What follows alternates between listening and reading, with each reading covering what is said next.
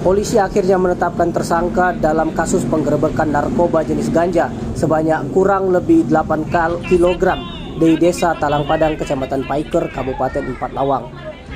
Pemilik rumah berinisial S ditetapkan sebagai tersangka setelah polisi dari Satres Narkoba Polres Empat Lawang melakukan gelar perkara. Hasil gelar perkara, tersangka S diduga kuat terlibat dalam penyimpanan dan memiliki narkoba jenis ganja tersebut. Diketahui S merupakan ayah dari Bob yang DPO yang diamankan anggota Satres Narkoba Polres Empat Lawang karena kedapatan memiliki dan menyimpan serta menjual narkotika golongan 1 jenis ganja. Pria yang sehari-hari bekerja sebagai wira swasta ini dibekuk saat sedang duduk santai di rumahnya yang ada di Desa Talang Padang, Kecamatan Pasema Air Keruh, Kabupaten Empat Lawang. Kapolres Empat Lawang AKBP Helda Prayitno melalui Kasat Narkoba AKP Rudin didampingi Kasih Humas Kompol Hidayat mengatakan kronologis penangkapan bermula pada Jumat lalu.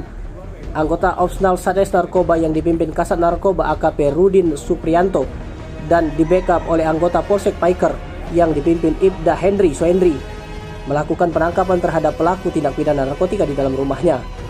Penangkapan berdasarkan informasi dari masyarakat jika di lokasi tersebut sering dijadikan transaksi narkoba jenis ganja. Selanjutnya penggeledahan di rumah.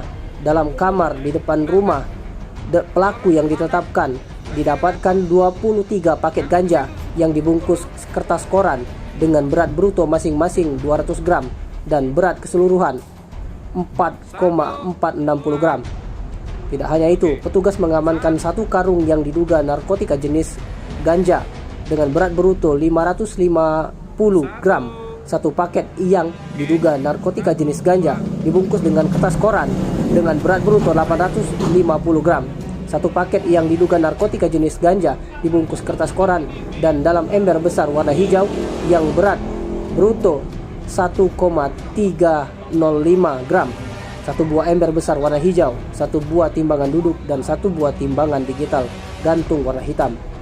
Selanjutnya pelaku dan barang bukti langsung diamankan di petugas Mapolrestabes Empat Lawang guna penyelidikan lebih lanjut.